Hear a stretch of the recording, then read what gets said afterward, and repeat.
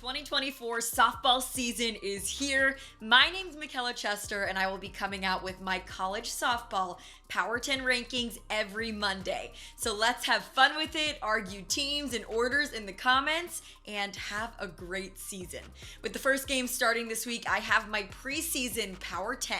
So coming in at number 1, the reigning 3-time national champions Oklahoma. I don't need to go too much into the obvious here, but this team could win 4 in a row. Even with losing one of the best players in the nation in Jordy Ball, and then Alex Sirocco, Grace Lyons, Haley Lee, they brought in Kelly Maxwell in the circle and returned some of the best bats in the country.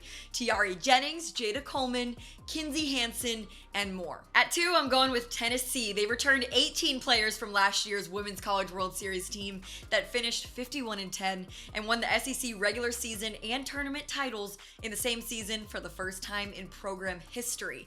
The only big loss was Ashley Rogers in the circle, but Peyton Gottschall is reliable and Carlin Pickens should be really good. Kiki Malloy is back, one of the best players in the country. Zeta Pooney, McKenna Gibson, Sophia Nugent transferred in from OU. So I have the Vols at number 2. At 3, I'm going Stanford over FSU at 4. Stanford brings back one of the best pitchers in the nation in Nigeri Kennedy, who burst onto the scene last year and went toe-to-toe with Ball at the Women's College World Series. Plus, the big-time transfer of a power bat in Taryn Kern to boost that offense a bit. FSU lost Catherine Sandercock and Josie Muffley, but they returned Kaylee Mudge, Kaylee Harding, Devin Flaherty, Michaela Edenfield, McKenna Reed, Katie Dack, Allison Royalty, and they bring in a really talented freshman class. At 5, I'm going with Georgia. The Dogs returned virtually everyone and seem to have all the pieces this year. The offense hit 92 homers last season, and they have speed in the lineup as well. Jada Kearney, Sarah Mosley, Sydney Shambly, and Sydney Kuma are all threats at the plate, and they have well-rounded arms in the circle, led by Shelby Walters. At 6, let's go Texas. Mia Scott is back to lead the offense. Some key freshmen should have immediate impacts in the circle as well. Leanne Good, Viviana Martinez, and Estelle Check return as well. I'm excited to see how they perform in the circle. Number 7, Clemson. Anytime Valerie Cagle is on a team, they are a threat. Cagle batted .469 with 19 homers last season and posted a 1.56 ERA with 188 strikeouts to just 35 walks.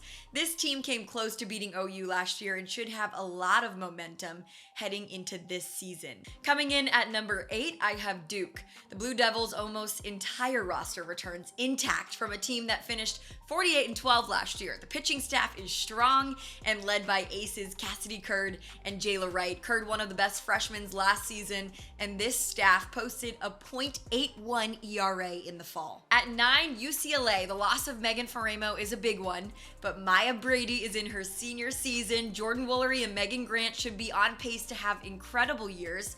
Charlize Palacios is back from injury, and there will be more freshmen to keep an eye on in the order.